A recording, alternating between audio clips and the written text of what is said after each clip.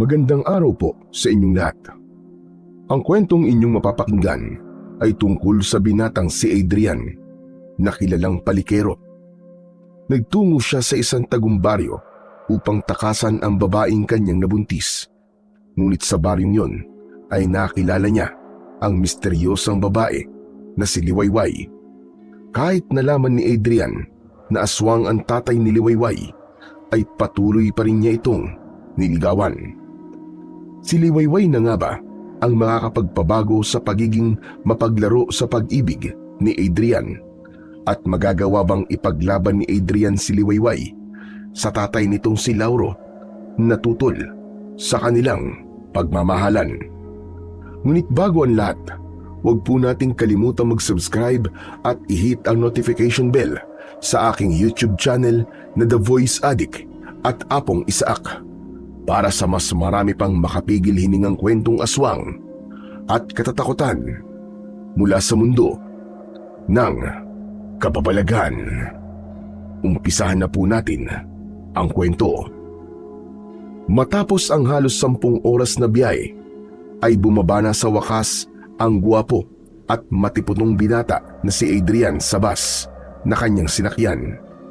Nakasuot siya ng puting polo shirt, itim na pantalon at puting sapatos. Isinuot niya ang kanyang shades upang protektahan ang mata sa matinding sikat ng araw. Habang bitbit ang isang traveling bag, ay luminga siya sa paligid. Napangiti si Adrian nang makita ang isang pamilyar na muka na papalapit sa kanya. Sinalubong ni Adrian ang lalaking yun ng isang mabilis na yakap. Finally! After 7 years, nakita na ulit tayo, Pablo. Ang tagal na nga rin pala, no? Pero parang mas lalo kang gumagwapo ngayon, Adrian, ah. Saka mas naging maputi ang balat mo. Siyempre, alam mo na, no? Itong kagwapuan ko ang puhunan ko sa mga babae. Saka ganito nga yata kapag palaging babad sa aircon eh. Pero sana man lang, may signal ang cellphone dito, no? Mas madali sana ang communication natin. Talagang kinailangan ko pang magpadala sa iyo ng sulat para lang malaman mo na gusto ko magbakasyon sa baryo nyo. Masyado kasing liblib ang baryo namin eh. Hindi naabot ang signal na cellphone. Pero sigurado ka ba talaga na gusto mo magbakasyon sa amin? Sasabihin ko na kagad sa iyo na walang signal dun, ha? Walang TV, walang internet. At para kang namumuhay sa sinaunang panahon. At higit sa lahat, walang mga bar dun. Yun nga ang gusto ko eh. Gusto kong makahinga muna, mag-detox. Kumbaga eh, masyado na kasi akong napapagod sa mga ginagawa ko sa buhay eh. Hanep, nakakapanibago ka naman. Hindi ganyan ang pagkakakilala ko sa iyo eh. Parang ibang-iba ka na sa Adrian na nakilala ko. Lahat naman ng tao nagbabago eh. Pero pwede bang mamaya na tayo mag-usap? Pumunta na tayo sa bahay nyo. Sobrang init dito eh. Okay, walang problema. Tara na. Ako na magdadala niyang bag mo. Hinayaan ni Adrian na dalhin ni Pablo ang kanyang bag. Mula sa lumang bus station ay sumakay sila ng jeep. Halos kalahating oras silang bumiyahe at nang makababa sila ay tricycle naman ang sunod nilang sinakyan. Habang sakay ng tricycle ay nakamasid si Adrian sa kanilang dinadaanan. Halos puro malalawak na talahiban ang nasa magkabila ang kalsada. Iilan lang ang kabahayan na kanyang nakikita. Nang sandaling yun, ay hindi niya naiwasang isipin ang totoong dahilan kung bakit ninais niyang magtungo sa baryo ni na Pablo. Kahit labag yun sa kanyang kalooban. Inabot din sila ng mahigit kalahating oras bago tuluyang huminto ang tricycle sa isang malawak na lupain. Nagtatakang bumaba si Adrian nang makita niyang bumaba na si Pablo. Matapos magbayad ni Pablo sa tricycle driver, ay umalis na yon. Oh, nasaan ang bahay niyo rito? Wala naman akong nakikitang kabayan ah. Wala talaga rito. Kailangan pa natin maglakad. Siguro mga kalahating oras pa. Ano? Ganun kaliblib ang baryo niyo? Sinabi ko na yan sa sulat ko sa iyo eh. Dapat alam mo na yan. Pero bakit hindi na lang tayo diretsong inihatid ng tricycle hanggang sa bahay nyo? Kaya ko naman magbayad kahit gaano kalaki ang singli niya sa pamasahe. Wow! Asensado ka na talaga ah. Alam mo, ganito kasi yan, Adrian. Masyado nang maliit ang daan sa gubat na dadaanan natin bago tayo makarating sa mismong baryo namin. Hindi na kayang dumaan doon ng tricycle, kaya hanggang dito na lang niya tayo hinatid. Pero huwag ka mag-alala kasi maraming puno sa gubat. Hindi na tayo maiinitan, saka mas presko at malamig ang hangin doon. Ganun ba?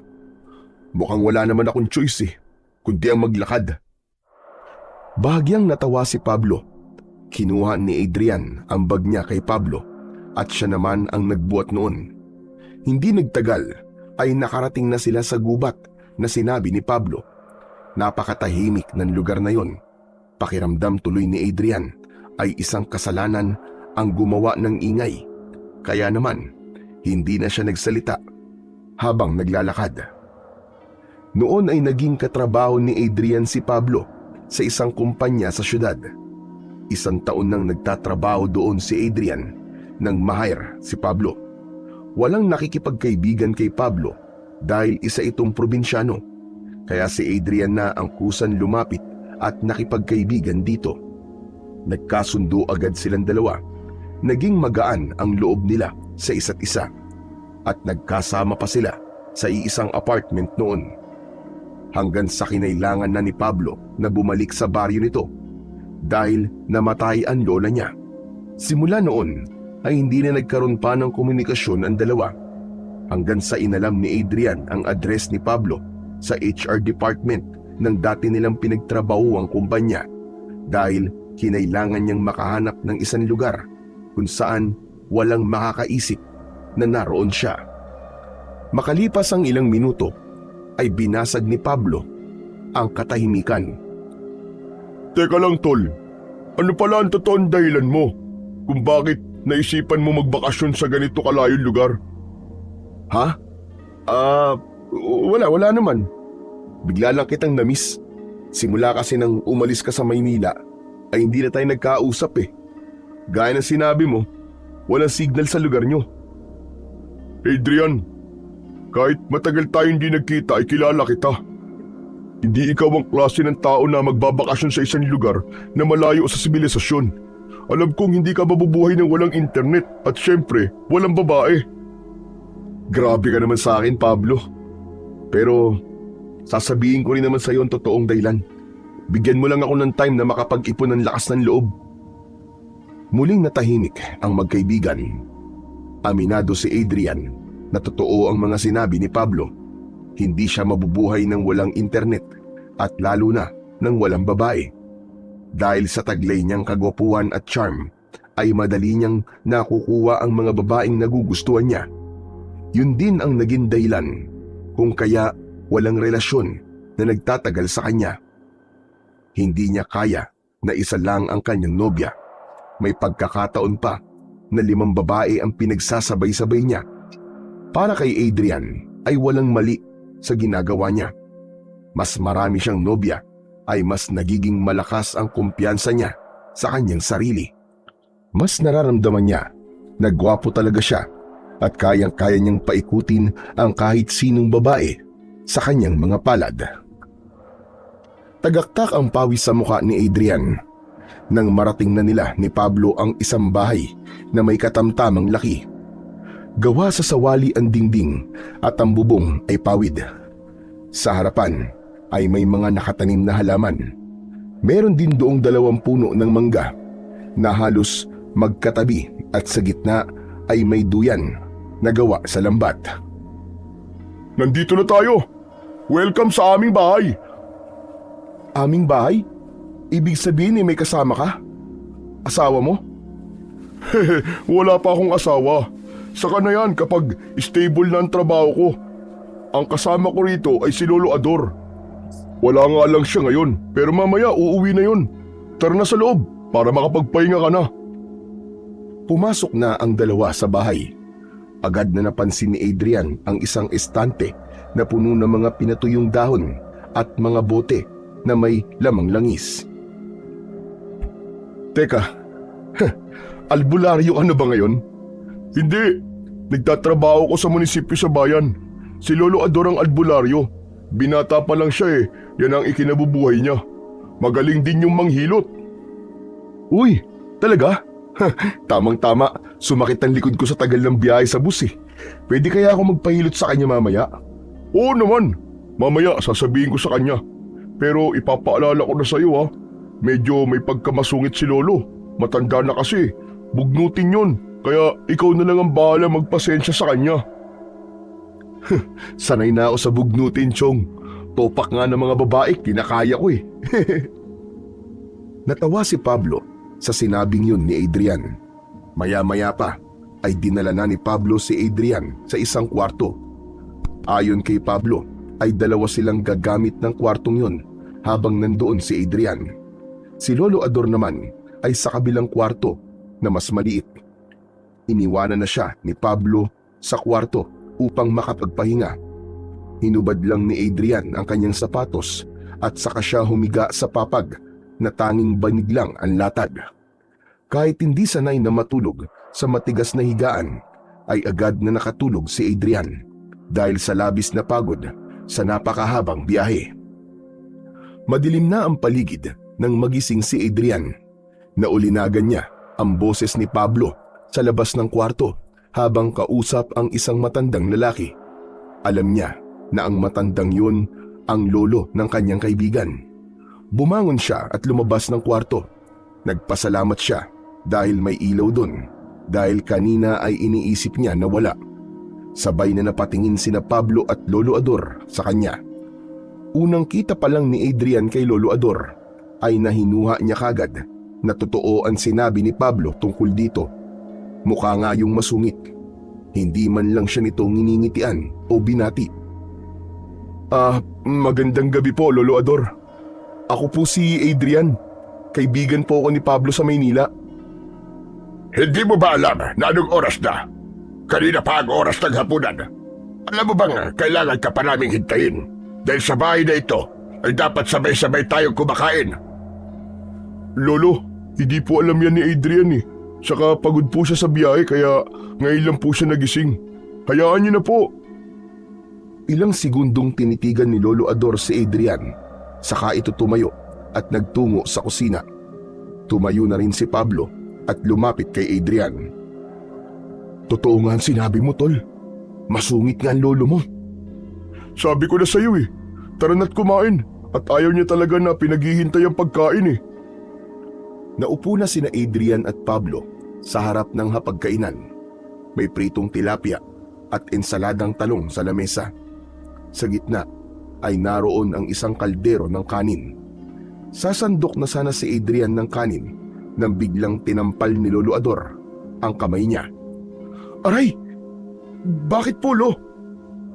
Hindi ka ba tinuruan ng mga magulang mo na magdasal bago kumain? Magdadasal muna tayo. Ay, sorry po. Hindi ko po alam.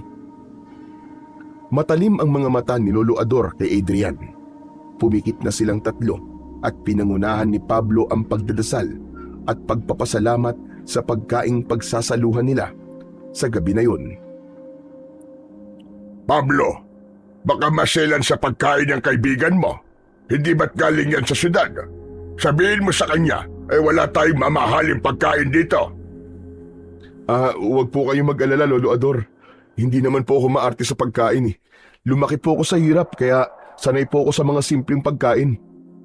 Mabuti naman kung ganon. Ayoko sa lahat ay yung maarte sa pagkain, lalo na't bisita lamang. Nagsimula na silang kumain.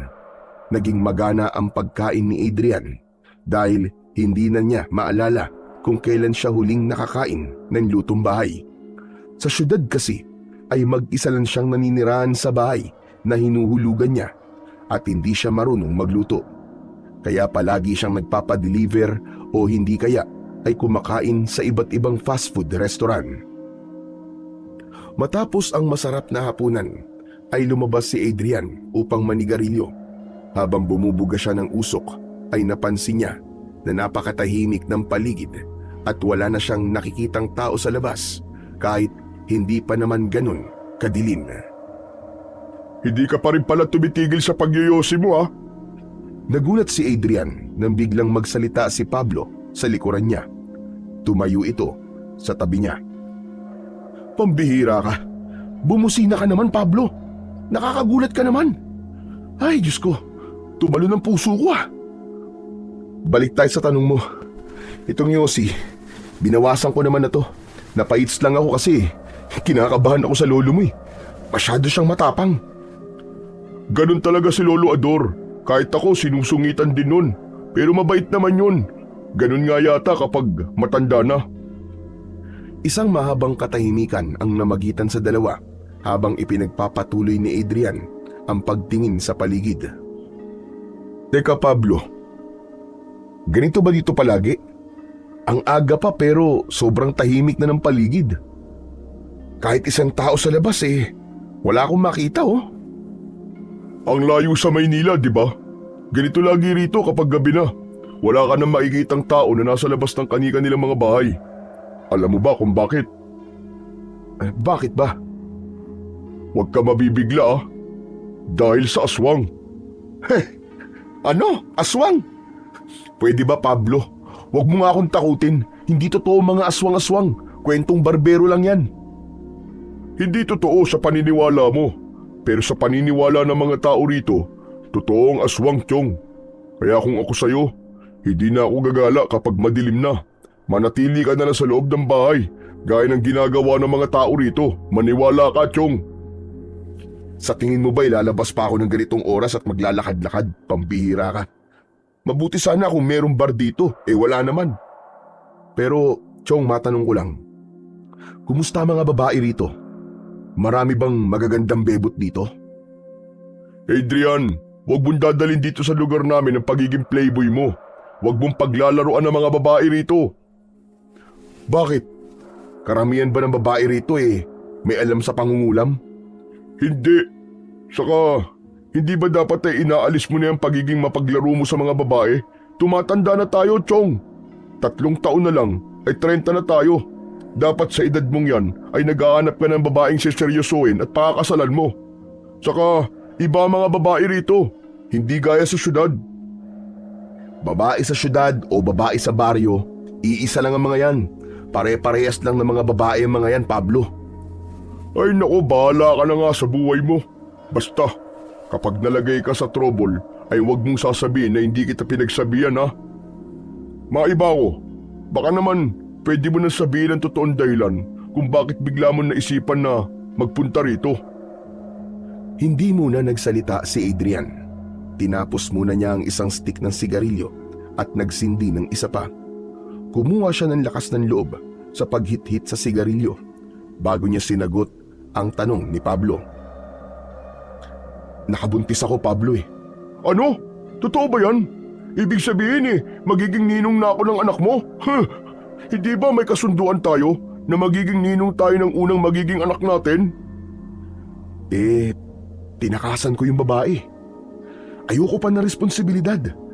Hindi pa ako sawa sa buhay ng binata Ano? Seryoso ka ba sa sinasabi mo? Kung hindi ka pa pala handa na maging tatay, dapat nag-iingat ka. Gumamit ka ng proteksyon. Gumamit naman ako kaya lang biglaan yung gabi na yun Parehas kaming lasing tapos nagkayayaan sa hotel. Wala akong dala kaya sumigi ako kahit walang proteksyon. Ginigipit ako ng pamilya ng babae. Papatayin daw nila ako kapag hindi ko pinanagutan yung anak nila. Syempre, natakot ako kaya umiskap muna ako. Kaya naisipan mo magtago dito, ganun ba? Hindi naman sa ganun.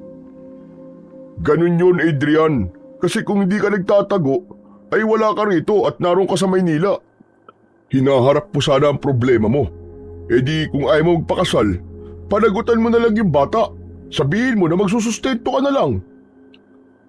Sinabi ko na yan, Chong. Pero ayaw pumayag ng babae sa kanang pamilya niya. Dapat daw, ikasal kaming dalawa. Narinig ni Adrian ang pagbuntong hininga ni Pablo. Mas mabilis niyang naubos ang pangalawa niyang sigarilyo dahil sa labis na kaba habang kausap ang kanyang kaibigan. Kung ganun, Chong, matatagalan ka pala rito. Ganun na nga, Chong. Ang totoo di ko na rin alam kung babalik pa ako sa Maynila Siguro papahupain ko muna ang sitwasyon bago ako bumalik doon. Pero kung ako sa'yo, harapin mo yan, Chong. Magpakalalaki ka. Bilang mga lalaki, hindi dapat tayo tumatakbo sa isang responsibilidad na may batang involved. Tinapik ni Pablo ang balikat ni Adrian at pumasok na ito sa loob ng bahay. Naiwan si Adrian na mag-isa sa labas na nag-iisip. Ang totoo ay naaawa siya sa magiging anak niya sa babaeng nabuntis niya. Pero mas nananaig sa kanya ang kagustuhan niyang patuloy na maging malaya at ang pagtutol niya na manatili sa isang kasal na alam niyang panghabang buhay. Sa mga unang araw ni Adrian sa baryo ni Pablo ay labis siyang nahirapan sa pag-a-adjust. Maaga siyang gumigising dahil ayaw ni Lolo Ador na tanghali na siyang bumabangon. Walang signal kaya hindi niya nagagamit ang kanyang cellphone. Wala rin siyang makausap buong araw kundi si Lolo Ador lang na tahimik, masungit at laging abala sa panggagamot. Mula umaga hanggang hapon ay wala si Pablo sapagkat nagtatrabaho yun sa bayan. May mga pagkakataon na naiisip ni Adrian na bumalik na lamang sa syudad.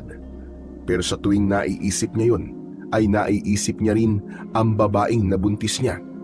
Isa pa, natatakot siya na baka totohanin ng pamilya nito na papatayin siya kapag hindi niya pinakasalan ang babaeng yun.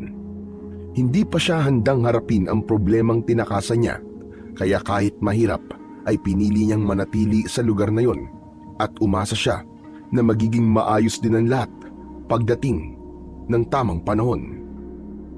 Isang araw ng Sabado, walang pasok sa trabaho si Pablo kaya labis na natuwa si Adrian.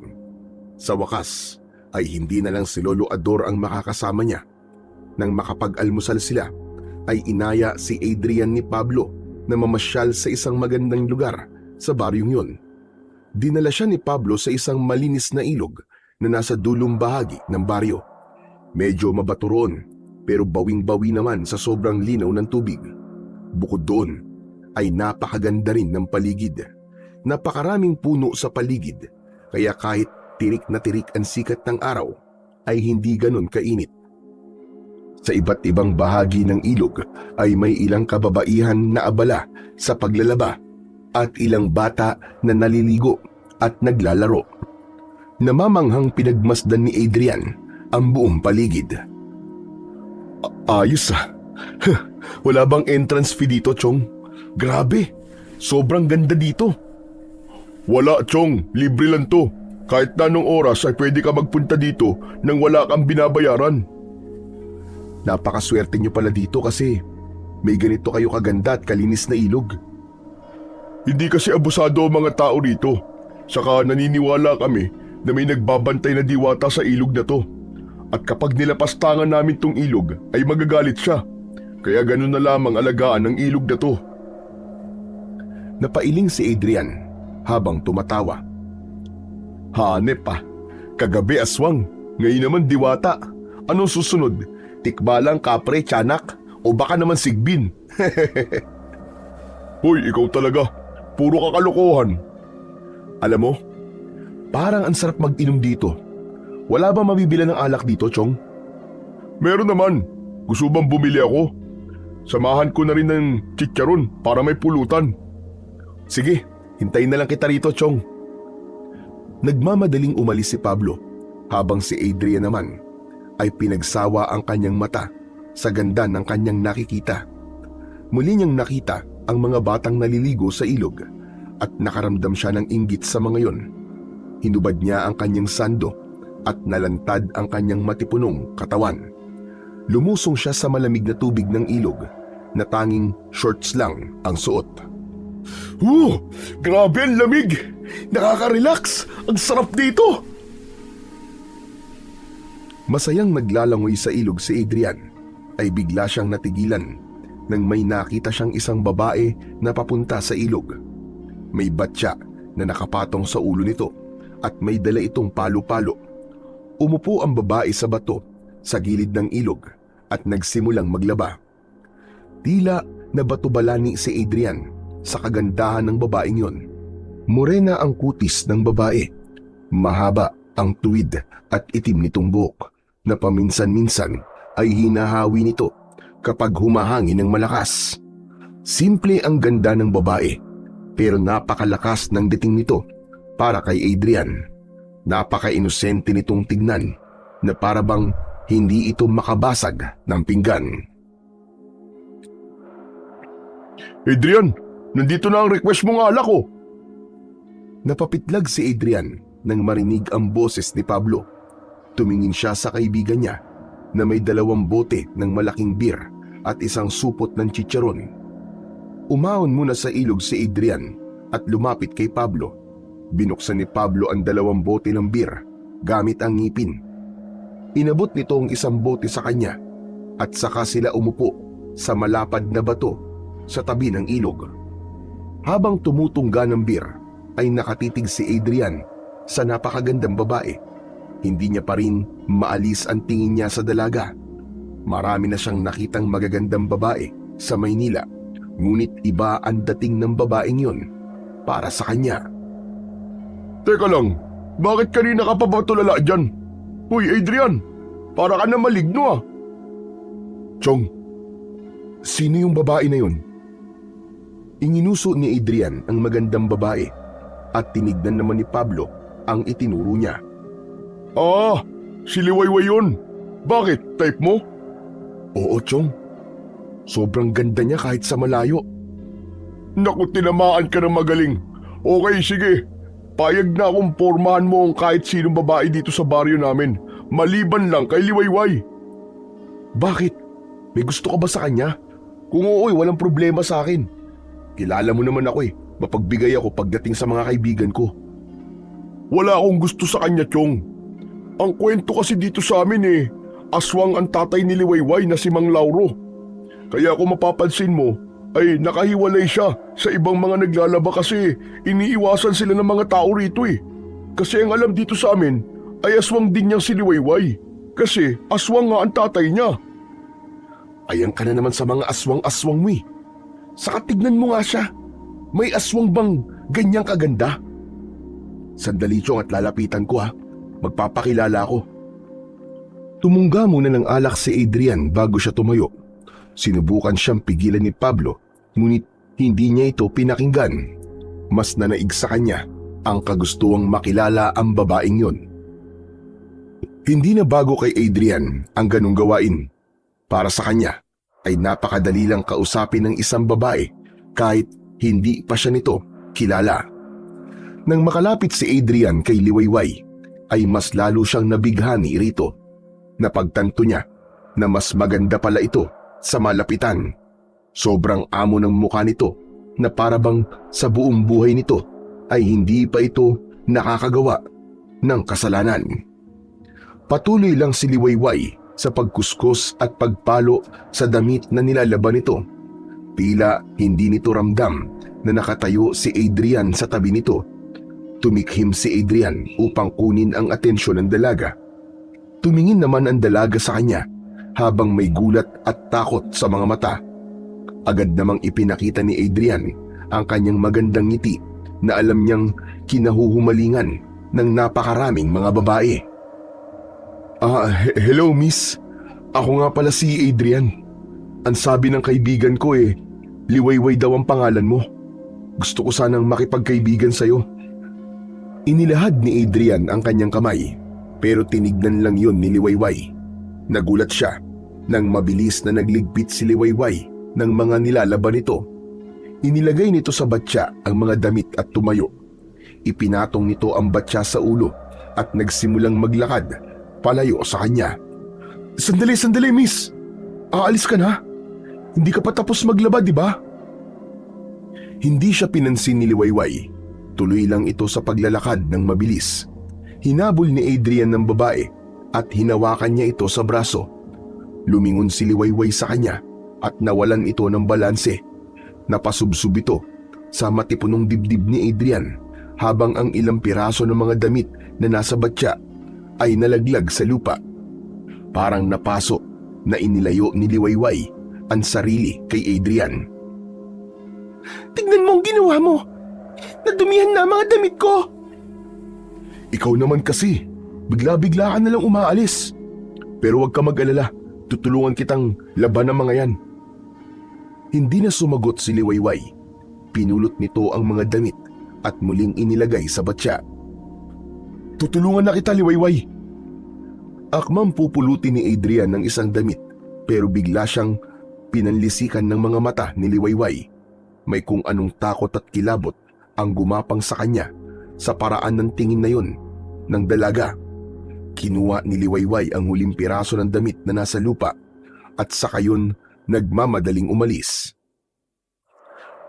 Nakangising sinundan ng tingin ni Adrian ang papalayong dalaga, saka siya bumalik sa kinaroroonan ng kaibigan niyang si Pablo. Grabe! Iba nga talaga ang mga babae dito sa baryo niyo, Pablo. Ang susungit! Ibang-iba sa mga babae sa Maynila na isang ngiti ko lang ibinibigay na kagad ang number nila sa akin. Adrian, sinasabi ko na sa'yo, tigilan mo si Liwayway. Bakit ko siya titigilan? Mas na-challenge pa nga ako sa kanya eh. Bigyan mo lang ako ng 1 week, makikita mo at bibigay din yun sa akin. Magiging girlfriend ko rin niyang si Liwayway. Makinig ka sa akin, Adrian. Aswang ang tatay ni Liwayway. Hindi lang sila pinapaalis ng mga tao rito kasi hindi naman sila nananakit eh. Hindi sila kagaya ng ibang aswang dito sa baryo namin na pumapatay ng mga alagang hayop o kaya ng tao. Tinawanan lang ni Adrian ang sinabing yun ni Pablo. Hindi niya pinaniniwalaan ang sinabi nito dahil alam niya na hindi naman totoo ang mga aswang. Kinuha niya ang bote niya ng beer at muling uminom habang naglalaro sa isip niya kung paano niya paiibigin si Liwayway. Alam ni Adrian na kailangan niyang malaman kung saan nakatira si Liwayway upang maumpisahan niya ang panliligaw niya rito. Tinanong niya si Pablo, ngunit ayaw naman itong sabihin kung saan nakatira ang dalaga. Ang ginawa niya ay tumambay siya sa ilog ng sumunod na araw at umasa siya na muling makikita roon si Liwayway na naglalaba. Umaga pa lang ay nasa ilog na siya at matyaga siyang naghintay sa hindi kalayuan. Hanggang sa pagsapit ng tanghali ay nakita nga niya ang pagdating doon ni Liwayway, ngunit hindi ito naglaba ng araw na yon. Naglangoy ito sa ilog at nagkuskus ng balat habang suot ang puting damit na hanggang tuhod ang haba. Tahimik na nakakubli si Adrian sa likod ng isang puno at mula roon ay pinapanood niya si Liwayway. Makalipas ang ilang sandali ay umahon na sa tubig si Liwayway. Nagsimulang maglakad palayo sa ilog. Palihim itong sinundan ni Adrian. Ayaw niyang palampasin ng pagkakataon na yon na malaman kung saan nakatira ang dalagang bumiyag sa kanyang puso. Masukal ang daan na kanilang nilakaran. Puno ng mga patay na puno ang paligid at meron ding matataas na talahib. Hanggang sa huminto si Liwayway sa harap ng isang maliit at medyo sirang kubo na halos natatakpan na ng mga halamang gumagapang. Naging mapusok si Adrian at lumapit siya sa mismong kubo. Napansin niyang nakabukas ang pinto pero bago pa siya tuluyang makalapit doon ay isang matangkad na lalaki ang dumating. Makapal ang balbas at bigote nito, kayumanggi ang kulay ng balat at halatang batak sa mabibigat na trabaho. May dalang itak ang lalaki kaya nakaramdam ng takot si Adrian. Sino kang walang yaka? Anong ginagawa mo rito? Hindi nakapagsalita si Adrian sa pagkabigla. Mula sa loob ng kubo ay lumabas si Liwayway at nagulat ito nang makita siya. Ikaw?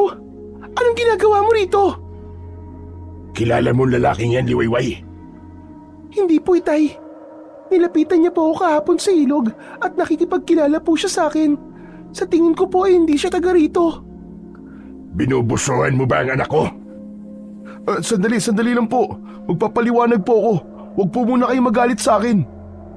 Hindi ko na kailangan ng paliwanag mo. Kung ayaw mong paghiwa-hiwalayin ko mga parte ng katawan mo gamit ang aking itak, ay umalis ka na. Opo. Aalis na po ako. Sorry po. At huwag ka nang babalik dito. Nakayuko at nanginig sa takot na naglakad palayo si Adrian. Kulang na lang ay tumakbo siya. Panay din ang lingon niya sa likod at baka bigla siyang habulin ng tatay ni Liwayway. Nang makabalik na siya sa ilog ay doon na siya nakahinga ng maayos. Grabe! Ang tapang naman ng tatay ni Liwayway. Ganun ba talaga lahat ng tao rito? Parang lahat sila maiinitin ng ulo. Nang makauwi si Adrian sa bahay ni na Pablo ay kinabahan siyang muli dahil nakahanda na ang tanghalian. Nakaupo na si na Pablo sa may hapagkainan at si Lolo Ador ay masama ang tingin sa kanya. Wala itong sinabi pero ramdam niya ang inis nito. Umupo si Adrian at matapos nilang magdasal ay nagsimula na silang kumain. Bilang pambawi dahil nahuli siya sa oras ng tanghalian ay siya na ang naghugas ng kanilang pinagkainan sa likod ng bahay. Habang nagsasabon ng pinggan ay lumapit si Pablo sa kanya. Nagalit na naman si Lolo Ador sa'yo. Ang sabi niya, kung hindi ka raw marunong sumunod sa patakaran niya, ay paaalisin ka raw niya. Si Lolo Ador talaga masyadong mainitin ang ulo. Isang ka ba kasi galing? Kaninang umaga ka pa umalis Galing ako sa bahay ni Liwayway. Alam ko na kung saan siya nakatira. Sinundan ko siya pagkatapos niyang maligo sa ilog kanina. Adrian naman! Hindi ka ba talaga nakikinig sa akin? Napakaraming babae dito sa baryo. Sila na lang ang biktimahin mo. Huwag lang si Liwayway. Grabe ka naman sa salitang biktimahin, Chong. Para naman akong kriminal. Okay, sige. Para sa kapayapaan ng isip mo, hindi ko lulukohin o paglalaruan si Liwayway. Hindi ba? Ang sabi mo maghanap ako ng babaeng seseryosohin ko? Pwes, si Liwayway na yun, Chong. Grabe, Pablo. Totoo nga yata ang love at first sight. Hindi naman ito sa kung seseryosohin mo siya o hindi, Adrian Aswang nga kasi ang tatay ni Liwayway. Aswang, naiintindihan mo ba? Gusto mo bang i-spell ko pa sa'yo para maintindihan mo? Talagang hindi kita maintindihan kung bakit pinipilit mong aswang ang tatay ni Liwayway. Oo, matapang siya at masungit, pero hindi siya aswang. Nakita mo na si Mang Lauro? Yung tatay ni Liwayway? Oo, kanina. Muntik pa nga akong tagain ng itak Pero kung inaakala niya na matatakot ako, nagkakamali siya. Mas lalo lang akong nata-challenge. Ay nako, ang tigas talaga ng ulo mo, Chong. Ipagdadasal ko na lang na sana ay hindi ka mapahamak sa ginagawa mo na yan. Hindi na pinansin ni Adrian ang sinabi sa kanya ng kaibigan si Pablo. Walang ibang nasa isip niya ng sandaling yun, kundi ang masimulan na ang panliligaw niya kay Liwayway upang maging nobya niya na ito. Kinabukasan ng gabi, nakatambay si Adrian sa labas ng bahay ni na Pablo habang hawak ang isang lumang gitara. Seryoso siya sa pagtutono ng gitara nang dumating na si Pablo mula sa trabaho nito sa bayan. Oh, saan mo naman nakuha yung gitara mo? Hiniram ko dun sa anak na binatilyo ni Manang Olga dyan sa tapat. Nakita ko kasi na nagigitara yung anak niya kanina Maganda yan para may pinaglilibangan ka at hindi kung ano-ano ang naiisip mong gawin. Ano ka ba? Hindi ko to gagawin libangan. Gagamitin ko to para haranahin mamaya si Liwayway. Namilog ang mga mata ni Pablo. Hinawakan siya nito sa braso at hinila siya palayo sa bahay. Huwag mong mabanggit-banggit ang pangalan ni Liwayway. Baka marinig ka ni Lolo Ador. Saka anong sinasabi mong haharanahin mo siya? Magpapakamatay ka ba? Mamamatay ako kapag hindi ko naging girlfriend si Liwayway, Pablo. Hindi ba ganito ang ginagawa ng mga nanliligaw sa mga ganitong baryo? Dapat haranahin ng mga dalaga. Di ba ganun yun? Hindi ako papayag na magpunta ka sa bahay ni Liwayway ng ganitong oras. Masyadong delikado yun. Dahil na naman sa aswang. Kasi aswang ang tatay ni Liwayway. Ay nako, Pablo. Ilang beses ko bang sasabihin sa'yo na hindi totoo ang mga aswang? Ilang taong ka rin tumira sa Maynila, di ba? May nakita ka bang aswang? Huwag mong ikumpara ang Maynila sa baryo namin, Adrian. Marami ka pang hindi nalalaman dito. Saka, tigilan mo sabi si Liwayway Ang kulit mo. Kahit na anong sabihin mo, hindi mo ako mapipigilan, Pablo. Magpupunta pa rin ako mamaya sa bahay ni Liwayway at haharanahin ko siya. Sayang naman ang ganda ng boses ko kung hindi niya maririnig, di ba? Malay mo, itong boses ko pala ang maging dahilan para ma-inlove siya sa akin. Hindi na hinintay ni Adrian na magsalita si Pablo at pumasok na siya sa bahay. Alam niya kasi na puro pagtutol at pagpigil lang ang maririnig niya sa kanyang kaibigan. Ayaw niya na makasagap ng mga negatibong enerhiya bago siya sumabak sa pangaharana kay Liwayway mamaya. Matapos ang hapunan ay nagpractice na ng pagganta at pagtugtog ng gitara si Adrian sa sala. Nasa kusina pa rin sina Lolo Ador at Pablo. Nasa gitna ng pag-aawit si Adrian nang biglang nagsalita si Lolo Ador. Pablo, mukhang may nag-aaway na naman pusa sa bubong. Itaboy mo nga. Lolo, hindi po nag-aaway na pusa yun. Si Adrian po yun, kumakanta siya. Anak nang, kanta ba yun? Parang tunog na ginugupit na yero ang boses. Ito talagang si Lolo Ador. Number 1 na basher ko. Pambihira talaga itong matandang to. Ipinagpatuloy na ni Adrian ng pagkanta at pagtugtog ng gitara. Maya-maya pa ay dumaan si Lolo Ador at huminto sa kanyang harapan. Ikaw, bukas ka na tumula dyan at ako'y matutulog na. Nakakahiya rin sa mga kapitbahay at baka isipin merong umiiyak dito. Hindi sinagot ni Adrian si Lolo Ador. Pumasok na ang matanda sa kwarto nito at isinarado ang pinto. Sunod namang lumapit si Pablo sa kanya. Ibubuka pa lang nito ang bibig ay inunahan niya na ito sa pagsasalita. Ops, ops, ops! Huwag mo nang sayangin ang laway mo. Kahit na anong sabihin mo, tutuloy pa rin ako mamaya. Alam ko, pero hindi kita pwedeng hayaan na magpunta ron na mag-isa. Sasamahan kita. Nagliwanag ang mukha ni Adrian sa kanyang narinig. Yan! Yan ang gusto ko! Ikaw na talaga ang pinaka-supportive kong kaibigan. Ayos ka talaga, best friend. Hindi pa rin kita suportado sa panliligaw mo na yan kay Liwayway, Adrian. Sasamahan kita kasi gusto kong makasiguro na magiging ligtas ka. Bisita ka namin dito at ayoko mapahamak ka. Kung ano man ang dahilan mo, kaya ka sasama sa akin, ay salamat pa rin. Pero mamaya na tayo umalis. Hintayin muna nating makatulog si Lolo. Okay, walang problema. Ayos na ayos. Napakasaya ni Adrian ng sandaling yun. Ang totoo, may konti pa rin siyang takot na magpunta ng mag-isa sa bahay ni Liwayway dahil kay Mang Lauro. Hindi pa rin niya nakakalimutan ang nangyari sa unang pagkikita nila. Ganun pa man, alam niya na ang panghaharanang gagawin niya ay isang malaking hakbang upang ipakita kay Liwayway na gusto niya talaga ito. Pagsapit ng 11:00 ng gabi ay sinabi na ni Pablo kay Adrian na maaari na silang umalis dahil mahimbing na ang tulog ni Lolo Ador. Dinala ni Adrian ang gitara at habang naglalakad sila ay napansin niya ang isang plastik ng asin na dala ni Pablo. Uy, Chong, may manadaanan ba tayo nagtitinda ng balot at may dala kang asin? Hindi to para sa balot. Para to sa aswang. Takot sa asin ng mga aswang. Mabuti na sigurado. Pero baka magbago pa ang isip mo, Adrian.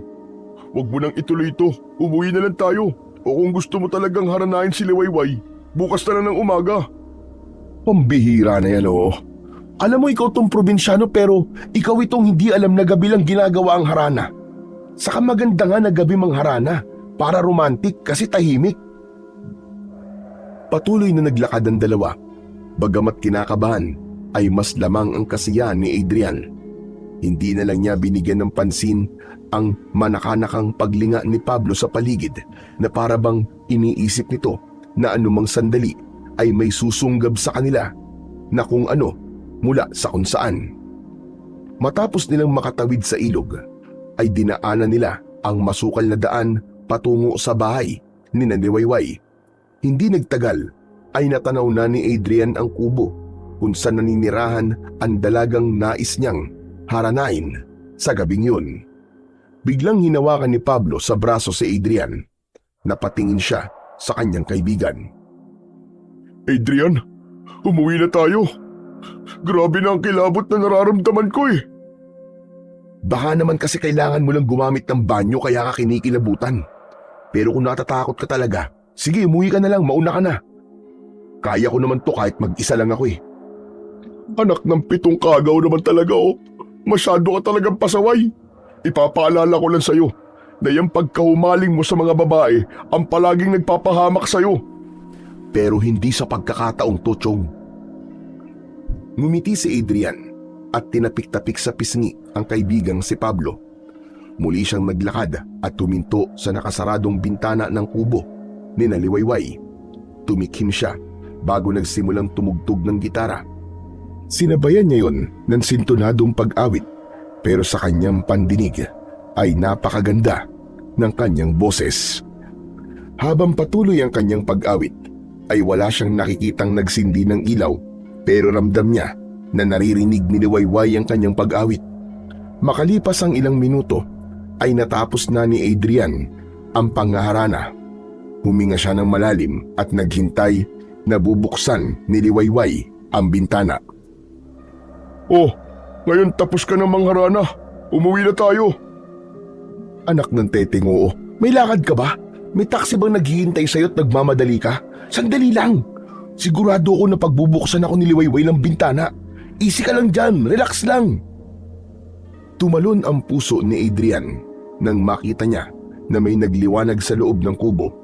Hindi nagtagal ay bumukas ang bintana at sumilip mula roon si Liwayway. O diba? Sabi ko na sa iyo eh, bubuksan ni Liwayway ang bintana eh. Anong ginagawa niyo rito? Umalis na kayo bago pa dumating si tatay. Wala ang tatay mo? Sakto, buti na lang wala siya. Adrian, tara na. Sundin mo na lang ang sinabi ni Liwayway. Umalis na tayo. Hindi ako natatakot sa tatay mo, Liwayway. Hayaan mong ipakita ko sa kanya na malinis ang hangarin ko sa'yo. Gusto kitang ligawan. Bigyan mo naman ako ng tsanso. Hindi ka ba talaga marunong umintindi? Umalis na kayo. Adrian, tara na. Umuwi na tayo. Mahigpit na hinawakan ni Pablo ang braso ni Adrian at hinila siya nito palayo sa bahay ni Liwayway. Napilitang umalis si Adrian nang isarado na ni Liwayway ang bintana. Ngunit sa loob niya ay sigurado siyang hindi pa yon ang huling beses na susubukan niyang ligawan ang babaeng itinitibok ng kanyang puso. Habang naglalakad sa kasukalan ay biglang lumakas ang hangin. Yumuko ang matataas na talahib sa paligid.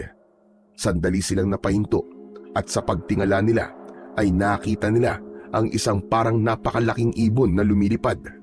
Paikot-ikot yun sa itaas na para bang naghihintay lang yun ng tamang pagkakataon para atakihin ang target nito. Grabe! Ang laki namang ibon nun! Ano ba yun, Agila? Teka, hindi. Para namang napakalaking paniki. Hindi yun ibon. Aswang yun, Adrian. Aswang! Tumakbo na tayo! Namilog ang mga mata ni Adrian nang biglang bumulusok pa ibaba ang tila napakalaking ibon sa gawin nila. Hinila siya ni Pablo at tumakbo sila ng mabilis. Sandaling tumingin sa likod si Adrian at doon niya nakita ng mas malapitan ang nilalang na may malaking pakpak. Nang hilakbot siya dahil nakakakilabot ang anyo ng naturang nilalang. Mukha itong taong paniki na may matutulis na mga kuko at ngipin. Mahaba na patulis ang tenga nun. Namumula ang mga mata ng nilalang na mas lalong nagpatindi sa takot ni Adrian. Bilisan mo, Chong! Hindi tayo pwede maabutan ng aswang! Bilisan mo! Sa hindi inaasahang pangyayari ay natalisod si Adrian sa isang bato. Nabitiwan niya ang gitara. Napasubsob siya sa lupa at sa pagharap niya ay napasigaw siya dahil pasugod na sa kanya ang nakakatakot na halimaw. Ngunit dumaan lamang ang nilalang sa ibabaw ni Adrian. Muli yung lumipad pataas hanggang sa tuluyan na yung nawala sa kanilang paningin. Hindi makagalaw si Adrian mula sa pagkakahiga sa lupa. Pakiramdam niya ay panaginip lang ang lahat. Lumapit si Pablo sa kanya at tinulungan siya nitong tumayo. Tara na! Baka balikan tayo ng aswang, Chong! Hindi pa rin makapagsalita si Adrian. Tumayo siya at kinuha ang gitara. Hanggang sa makauwi sila sa bahay ay nanginginig pa rin si Adrian. Hindi maalis sa isip niya ang mukha ng nakakatakot na nilalang na umatake sa kanila ng kaibigan niyang si Pablo. Habang nakaupo sa sala, ay inabutan si Adrian ng isang baso ng tubig ni Pablo. Oh, uminom ka na muna ng tubig. Namumutla ka na eh. Kinuha ni Adrian ng baso at inubos ang tubig. Kahit paano ay nabawasan ang bilis ng tibok ng puso niya matapos niyang uminom. O ano?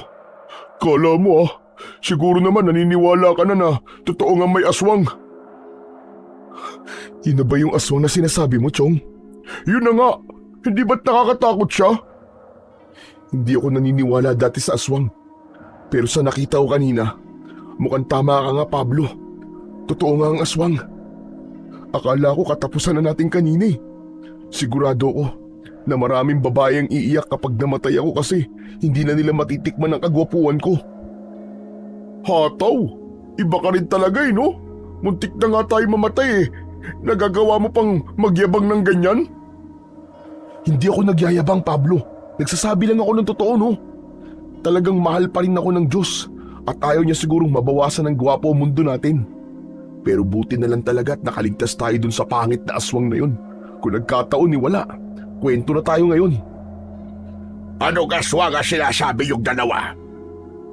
Nagulat sina Adrian at Pablo nang makita nila si Lolo Ador na nakatayo sa tapat ng pintuan ng kwarto nito. Matalim ang mata ng matanda habang nakatingin sa kanilang dalawa.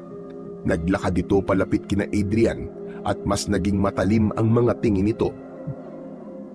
O ano? Kinuha na ba ng mga diwede ang dila nyo at hindi na kayo nakapagsalita? Samantalang kanina ang iingay nyo habang ako'y natutulog. Magsalita kayo. Ano tong naririnig ko tungkol sa aswang? Wala po, Lolo. Kinikwentuhan ko lang po si Adrian ng mga kwentong aswang dito sa ating baryo. Nagsasabi ka ba ng totoo? Bakit iba yata ang narinig ko kanina? Sinabi nyo na inatake kayo ng aswang. Hindi ako bingi, Pablo. Magsabi ka sa akin ng totoo. Lumabas ba kayong dalawa ng ganitong oras? Opo, Lolo Ador. Lumabas po kami at tinabol po kami ng isang aswang na lumilipad. Adrian, ano ba? Pablo, narinig naman ni Lolo Ador ang pinag-usapan natin eh. Wala nang dahilan para hindi sabihin sa kanya ang totoo. Saka parang hindi mo kilala ang lolo mo. Hindi niya tayo titigilan hanggat hindi tayo nagsasabi ng totoo. Totoo ba ang sinabi ni Adrian, Pablo? Hinabol kayo ng lumilipad na aswang? Opo, Lolo, totoo po. Ito po kasing si Adrian eh. Bigla na lang po lumabas. Sinamahan ko lang po siya kasi alam ko po na delikado na sa labas kapag ganitong oras. Hindi ko naman po alam na may aswang na-atake sa amin. Ilang beses ko na po siya sinabihan na may aswang po dito pero hindi po siya naniniwala eh.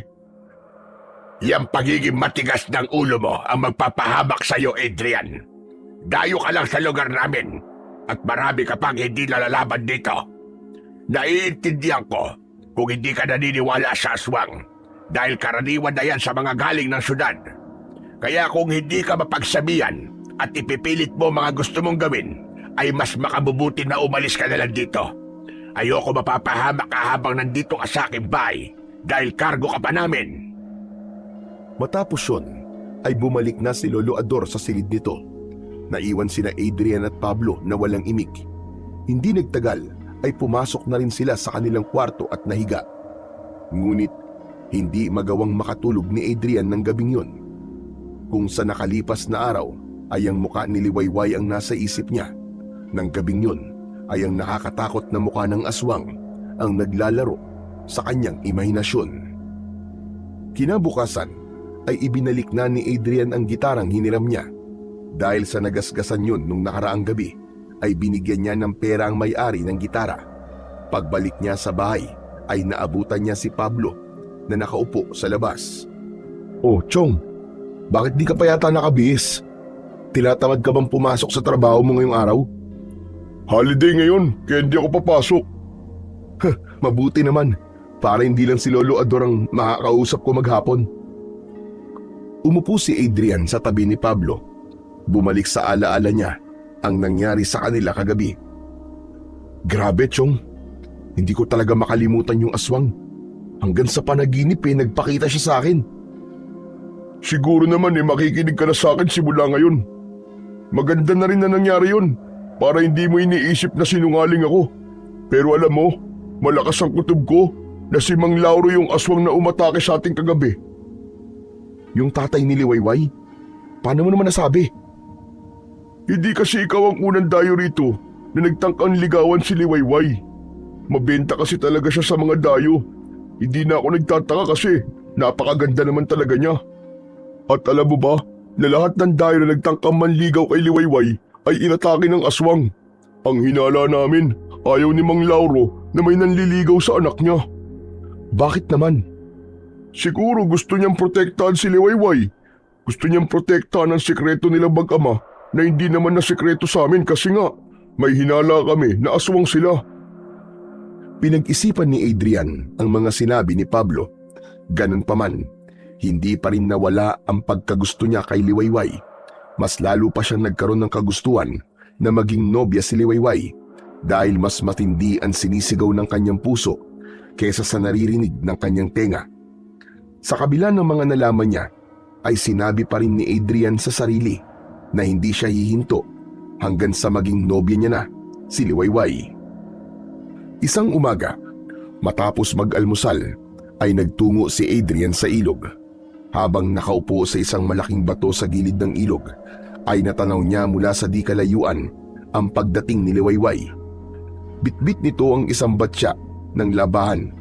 Pumwesto ito sa gilid ng ilog at nagsimulang maglaba.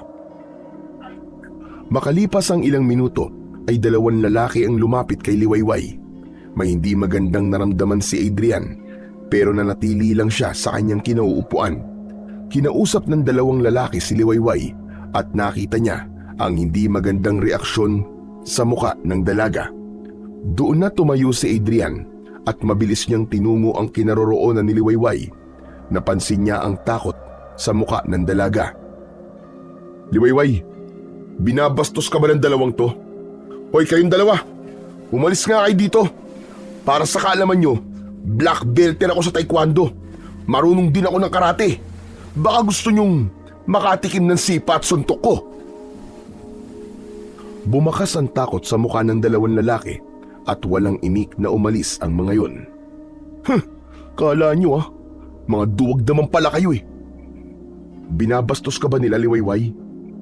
Oo, madalas nilang gawin yon kapag nakikita ako rito sa ilog. Hayaan mo, siguro naman matatakot na silang gawin ulit sa iyon. Maraming salamat pala ha. Kahit palagi kitang itinataboy, tinulungan mo pa rin ako. Siyempre no, hindi ako papayag na may nambabastos sa'yo, Liwayway. Oo nga pala, baka nakalimutan mo na ang pangalan ko. Ako nga pala si Adrian, galing ako sa Maynila, nagbabakasyon lang ako rito. Inilahad ni Adrian ang isa niyang kamay. Tinanggap naman yun ng tila nahihiyang si Liwayway. Gusto mo bang tulungan kita sa paglalaba mo? Wala naman akong ginagawa ngayon Hindi na kailangan. Isa pa baka makita ka ni tatay. Baka kung ano pang isipin niya at paniguradong magagalit siya. Ganun ba? Grabe din ang pagprotekta sa'yo ng tatay mo, no? Pero normal lang naman yun kasi babae ang anak niya Sige na, Adrian. Iwanan mo na ako rito. Maraming salamat ulit. Hindi na ipinilit pa ni Adrian na manatili sa tabi ni Liwayway kahit gusto pa sana niya itong makausap ng matagal. Ngunit masaya siyang naglakad palayo dahil sa kauna-unahang pagkakataon ay kinausap na siya ng maayos ni Liwayway. Mas lalo tuloy lumaki ang pag-asa niya na hindi magtatagal ay magiging magkasintahan na sila ng napakagandang dalaga na yun. Simula noon ay nagkaroon na ng malaking pagbabago sa pakikitungo ni Liwayway kay Adrian. Hindi na umiiwas ang dalaga tuwing nagkikita sila sa ilog. Pakiramdam ni Adrian ay tuluyan ng nagiba ang pader na nasa pagitan nilang dalawa. Hanggang isang umaga, habang magkatabing nakaupo sina Adrian at Liwayway sa malapad na bato sa tabi ng ilog, ay naisipan ni Adrian na ipaalam kay Liwayway ang nilalaman ng kanyang puso. Liwayway, Gusto kong maging honest sa'yo eh. Nung unang beses kitang nakita, alam mo ba na nahulog na kagad ang loob ko sa'yo? Hindi ko alam, pero parang may kung ano sa'yo na hindi ko maipaliwanag. Simula nang nakita kita, ay hindi ka na naalis-alis sa isipan ko. Seryoso ako nung sinabi ko sa'yo na gusto kitang ligawan. Handa kong patunayan sa'yo na kahit na anong paraan, na seryoso ako sa'yo. Ibaling mo na lang sa ibang nararamdaman mo, Adrian. Hindi akong babaeng nararapat para sa'yo. Hindi totoo yan, Liwayway. Alam kong may nararamdaman ka rin sa akin, pero parang may kung anong pumipigil sa'yo. Ang tatay mo ba? Ayaw lang ako masaktan ng tatay ko pagdating sa pag-ibig. Ang sabi niya, walang lalaking tatanggap sa akin. Ako, tanggap kita, Liwayway. Wala akong pakialam kahit pa sinasabi ng mga tao na aswang kayo ng tatay mo. Hindi ako naniniwala na totoo yun. Biglang natigilan si Liwayway sa sinabing yun ni Adrian. Napansin ni Adrian ang bahagyang gulat sa mga mata ng dalaga. Alam mo ang mga sinasabi ng mga tao tungkol sa amin? Kung ganun, bakit lumalapit ka pa rin sa akin? Dahil hindi ako naniniwalang aswang kayo. Tsaka sa ganda mong yan, magiging aswang ka. Sobrang imposible naman yata. Paano kung sabihin kung totoo ang sinasabi nila tungkol sa amin? Gugustuhin mo pa rin ba ako, ha Adrian? Si Adrian naman ang natigilan. Tinitigan niya ang magandang muka ni Liwayway at hinintay niyang bawiin ito ang sinabi, pero hindi yun nangyari. Nagbibiro ka lang naman, di ba? Hindi ako nagbibiro. Totoo ang sinabi ko na aswang kami ng aking itay. Ngunit sa ngayon, ay ang tatay ko pa lamang ang aswang dahil hindi pa niya ipinapasa sa akin ang pagiging aswang niya. Pero darating ang panahon, kapag handa na ako, ay magiging kagaya rin niya ako. Ayoko magsinungaling sa iyo, Adrian. Ngayon pa lang, ay gusto ko nang malaman mo ang totoo. Kaya pag-isipan mo ng mabuti kung handa ka ba talagang mahalin ang babaeng kagaya ko. Hindi nakapagsalita si Adrian. Labi siyang nagimbal sa revelasyong yun ni Liwayway. Umuwi siya sa bahay ni na Pablo na pinag-iisipan kung ano ang kanyang magiging desisyon. Ngunit sa halip na matakot, ay nanaig ang damdamin ni Adrian para kay Liwayway. Sigurado siya na seryoso na siya kay Liwayway at hindi niya ito igagaya sa mga babaeng pinaglaruan niya. Ipinagpatuloy ni Adrian ang panliligaw kay Liwayway, ngunit ang bagay na yon ay naging lihim kay Lauro.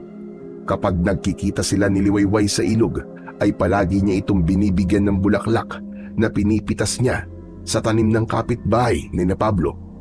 Hinayaan ni Adrian na makilala siya ni Liwayway at ganun din si Liwayway sa kanya.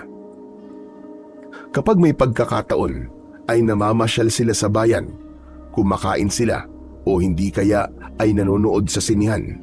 Isang hapon ay nagkita muli sina Adrian at Liwayway sa ilog. Gaya ng nakasanayan ay naupo sila sa malapad na bato at doon sila nag-usap. Liwayway, may itatanong pala ako sa'yo. Pero kung hindi ka komportabling sagutin, ay kahit wag mo nang sagutin. Liwayway, hindi ba aswang kayo ng tatay mo? Hindi ba kayo pumapatay ng mga tao? Hindi lahat ng aswang ay pumapatay ng tao, Adrian. Gaya na lang ni tatay. Mga hayop sa gubat lang ang binibiktima niya. Hindi siya gaya ng ibang aswang dito sa baryo na tao ang binibiktima. Kaya kahit alam ng mga tao rito na aswang kami, ay hindi nila kami pinapaalis. Alam kasi nila na kahit noon pa, ay hindi kami nananakit ng mga tao. Mabuti naman pala kung ganun. Sa totoo lang, noon na hindi ako naniniwala sa mga aswang. Pero nung inatake kami ng aswang, nung hinarana kita, inaniwala na ako. Si Itay ang aswang na umatake sa inyo ni Pablo noon. Ano? Talaga ba? Oo nga, Adrian. Pero wala siyang balak na saktan kayo. Gusto lang niya kayong paalisin at takutin para hindi na kayo bumalik sa amin. Tama palang sinabi ni Pablo. Si Mang Lauro nga ang aswang na yun. Sa gitna ng pag-uusap ng dalawa, ay napansin ni Adrian ang pagguhit ng takot sa mukha ni Liwayway. Nanlaki ang mga mata nito na parang may nakita itong nakakatakot. Sinundan niya ang tinitignan ng dalaga at maging siya ay natakot nang makitang palapit sa kanila si Mang Lauro na may tangang itak. Sabay silang tumayo at agad na iniharang ni Liwayway ang sarili sa gitna ni na Adrian at Mang Lauro. Sinasabi ko na nga ba at nakikipagkita ka sa lalaking yan, Liwayway. Hindi ka talaga marunong makinig sa akin. Sasaktan ka lang ng lalaking yan. Mang Lauro, nagkakamali po kayo. Hindi ko po sasaktan si Liwayway. Mahal ko po talaga siya. Hindi ikaw ang kinakausap ko. Akala mo ba ay malilin lang mo ko? Alam kong likaw ng bituka ng mga taga-syudad na gaya mo. Pinaglalaroan niyo lang ang mga babaeng taga-baryo dahil alam niyo na madaling mabilog ang ulo nila. Pero hindi ako papayag na gawin mong laruan ang aking anak. Liwayway, umuwi na tayo. At ayoko nang nakikipagkita ka pa sa lalaking yan kahit kailan. Lumapit si Liwayway kay Adrian at hinawakan ito sa kanyang braso. Itay, palagi ko po kayong sinusunod. Mula pagkabata ay wala po akong ibang ginawa kundi ang sundin ang lahat ng sinasabi niyo. Pero sa pagkakataon nito, ay hayaan niyo po akong magdesisyon para sa sarili ko. Talagang ang nabilog na ng lalaki niya ng ulo mo. Lumayo ka sa kanya. Sasaktan ka lang ng lalaki niyan. Hindi, Itay. Nararamdaman kong totoo po ang pagmamahal ni Adrian sa akin. At isa pa, nobyo ko na po siya. Magkasintahan na po kami. Natigilan si Adrian sa sinabing yun ni Liwayway. Hindi makapaniwalang napatingin si Adrian sa dalaga. Liwayway, totoo bang sinabi mo? Boyfriend mo na ako? Oo, sinasagot na kita, Adrian. At ang sagot ko ay oo. Dahil sa narinig ni Adrian, ay biglang lumakas ang kanyang loob. Diretso siyang tumingin kay Mang Lauro. Narinig niyo naman po siguro sinabi ni Liwayway. Magkasintahan na po kami. Kung duda po kayo sa nararamdaman ko para sa anak niyo, ay handa ko po yung patunayan sa inyo. Tumiim ang bagang ni Mang Lauro. Matagal bago ito muling nagsalita. Sige, gusto kong patunayan mo sa akin kung mahal mo ba talaga ang anak ko.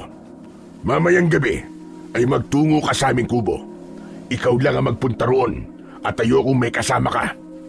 Liwayway, tara na. Umuwi na tayo. Hinila ni Lauro si Liwayway palayo kay Adrian.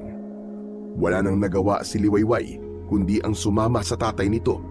Nang lumingon sa kanya ang dalaga ay nakangiti siyang kumaway. Hindi pa rin makapaniwala si Adrian na sa araw na yun ay naging magkasintahan na sila ng dalagang ilang araw na niyang nililigawan.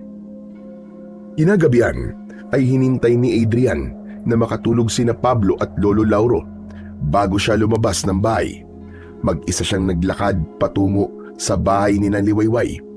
Wala siyang kahit na anong dala maliban sa lakas ng loob. Hindi man niya alam ang mangyayari sa gabing yun, ay handa pa rin siyang harapin si Lauro at patunayan dito na totoo ang pagmamahal niya para sa anak nitong si Liwayway. Nang makarating si Adrian sa kubo ni Liwayway, ay marahan siyang kumatok sa pinto. Pinagbuksan siya ni Liwayway at pinatuloy siya nito. Maliit lamang ang bahay ni Liwayway. Meron dong isang papag at ilang gamit sa pagluluto. Walang lamesa at mga upuan, kaya sa sahig na lang sila naupo. Nasaan pala ang tatay mo? Ang sabi niya ay dalhin kita sa likod ng bahay kapag dumating ka na. Kinuha ni Liwayway ang lampara at nauna itong lumabas ng bahay. Huminga ng malalim si Adrian. Mas pinalakas niya ang kanyang loob na harapin si Lauro. Sumunod na siya kay Liwayway at pagdating sa likod ng bahay ay nakita nila si Mang Lauro na nakatayo habang nakatalikod. Mang Lauro, nandito na po ako. Nasabi na pala sa'yo ni Liwayway na mga aswang kami. Opo. At bakit hindi mo nilayuan si Liwayway kahit alam mong darating ang panahon na magiging kagaya ko rin siya? Dahil mas malaki po ang pagmamahal ko sa anak niyo, kaya tanggap ko po kung ano siya. Isa pa, naniniwala po ako na hindi po kayo nananakit ng mga tao. Para sa akin ay malaking bagay po yun, kahit pa sabihin na aswang kayo. Humarap si Mang Lauro kina Adrian at Liwayway. Habang naglalakad ito, palapit, ay mabilis na nagbago ang anyo nito. Naging parang paniki ang itsura ni Mang Lauro. Tinubuan ito ng 2 malalaking pakpak sa likod. Nanlamig si Adrian. Sa kabila ng takot, ay hindi siya natinag sa kanyang kinatatayuan. Inilapit ni Mang Lauro ang mukha nito sa mukha ni Adrian. Pagmasdan mong mabuti ang aking anyo. Darating ang panahon na magiging ganito rin ang itsura ni Liwayway. Mamahalin mo pa rin ba ang anak ko kahit isa na siyang ganap na aswang? Gaya po na sinabi ko kanina, ay tanggap ko po si Liwayway kahit sino o ano pa siya. Wala po akong pakialam kung maging aswang pa siya na kagaya nyo. Maraang inilayo ni Mang Lauro ang mukha nito kay Adrian. Muli itong bumalik sa pagiging tao. Humahanga ako sa iyo, Adrian. Bihira ang lalaking kagaya mo. Ngayon ay pinapayagan ko na ang relasyon nyo ng aking anak. Ngunit isang bagay lang ang hihilingin ko sa iyo. Huwag na huwag mong paiiyakin o sasaktan si Liwayway. Sa oras na gawin mo yon, ay hindi mo magugustuhan ang gagawin ko sa iyo. Hindi ako pumapatay ng tao, pero kaya kong pumatay kapag si Liwayway na ang naargabyado. Nangangako po ako sa inyo, Mang Lauro. Wala po akong ibang gagawin kundi ang mahalin lang si Liwayway. Hindi ko po siya sasaktan. Isang marahang tango ang isinagot ni Lauro at naglakad na ito papunta sa loob ng kubo. Nagyakap ng maigpit sina Adrian at Liwayway. Napakasaya nila dahil sa wakas ay hindi natutol si Mang Lauro sa kanilang pag-iibigan. Ibig sabihin ay hindi na nila kailangan magtago rito at malaya na silang ipahayag ang kanilang pag-ibig sa isa't isa. Simula noon ay hindi na kailangang itago ni na Adrian at Liwayway ang kanilang pag-iibigan sa lahat, lalong-lalo na kay Mang Lauro. Malaya na silang nakakapaglakad habang magkahawak ang kanilang mga kamay at nakakapagharutan na rin sila habang naliligo sa ilog. Sa unang pagkakataon ay nakita ni Adrian si Liwayway na ngumiti ng walang takot o pag-aalinlangan. Si Pablo naman, na dating tutol sa relasyon ni na Adrian at Liwayway, ay wala nang nagawa kundi tanggapin na talagang nagmamahalan na ang dalawa. Isang hapon, habang mag-isang nakaupo si Adrian sa labas ng bahay ni na Pablo, ay lumapit sa kanya si Pablo at inabot ang isang stick ng banana Q. O Chong, magmerienda ka na muna. Salamat Chong ha, tamang-tama to. Kasi medyo gutom na ako eh. Chong, alam mo bang pinag-uusapan ka ng ilang tao rito sa baryo? Ang sabi nila, aswang daw ang girlfriend mo. Eh ano naman kung aswang si Liwayway? Ang importante ay hindi sila nananakit ng tao. Saka wala akong pakialam sa mga sinasabi ng mga tao rito. Hindi naman ako magiging masaya kung palagi kong papakinggan ang mga opinyon nila. Grabe, ibang-iba ka na talaga ngayon, Adrian. Kahit ako hindi nga rin makapaniwala na magagawa ko magbago eh. Sa totoo lang nung una, bala ko talagang paglaruan lang si Liwayway. Pero hindi ko alam kung bakit biglang nag-iba ang ihip ng hangin at bigla ako naging seryoso sa kanya. Hay nako, iba talaga nagagawa ng pag-ibig. Pero maiba ko, Chong. Hindi naman sa binabasag ko ang kasiyahan mo ngayon kasi girlfriend mo na si Liwayway. Paano nga pala yung babaeng na buntis mo sa Maynila? Nasabi mo na ba kay Liwayway ang tungkol sa bagay na yon? Biglang natahimik si Adrian sa tanong na yon ng kanyang kaibigang si Pablo. Naalala niya ang problemang kanyang tinakasan na hanggang sa sandaling yon ay hindi pa niya nabibigyan ng solusyon. Sa totoo lang nakalimutan ko na ang bagay na yun dahil kay Liwayway. Pero parang hindi pa ako handang sabihin kay Liwayway ang tungkol dun. Baka kasi magalit siya at kung ano pa ang isipin niya tungkol sa akin. Baka isipin niya na gagawin ko rin yun sa kanya. Yun bang kapag nabuntis ko siya ay bigla na lang ako mawawala? Iyan ang wag na wag mong gagawin. Sigurado ko na kapag sinaktan mo si Liwayway ay magagalit sa iyo ng sobra si Mang Lauro. Pero sana ay magkaroon ka na ng lakas ng loob na harapin ang iniwanan mong problema sa syudad. Mas magaan sa kalooban kung alam mo sa sarili mo na wala kang inergabyadong tao, Chong. Habang inuubos ni Adrian ang banana Q, ay nag-iisip siya ng dapat niyang gawin. Naisip niya na bumalik sandali sa syudad upang ayusin ang problema niya roon. Ngunit dahil sa wala siyang maisip na paraan kung paano yun aayusin, ay nagdesisyon muna siya na manatili sa lugar ni na Pablo at maging masaya sa piling ni Liwayway. Isang araw, naisipan ni Adrian na mag-isang magtungo sa bayan upang bumili ng mga personal na bagay na kailangan niya. Paubos na kasi ang deodorant niya at kailangan niya ng palitan ng kanyang toothbrush. Pagdating sa bayan, ay nagpunta siya sa isang maliit na grocery store. Inuna niyang bilhin ang mga kailangan niya at bumili na rin siya ng ilang grocery items para kahit paano ay matuwa naman sa kanya si Lolo Ador. Habang nakapila sa counter, ay naramdaman ni Adrian ang pag-vibrate ng cellphone niya sa bulsa ng kanyang pantalon. Inilabas ni Adrian ang kanyang cellphone at namangha siya dahil nakasagap yon ng signal kahit mahina. 2 text message ang kanyang natanggap mula sa kaibigan niyang lalaki at sa kanyang kapatid. Unang binasa ni Adrian ang mensahe mula sa kanyang kaibigan.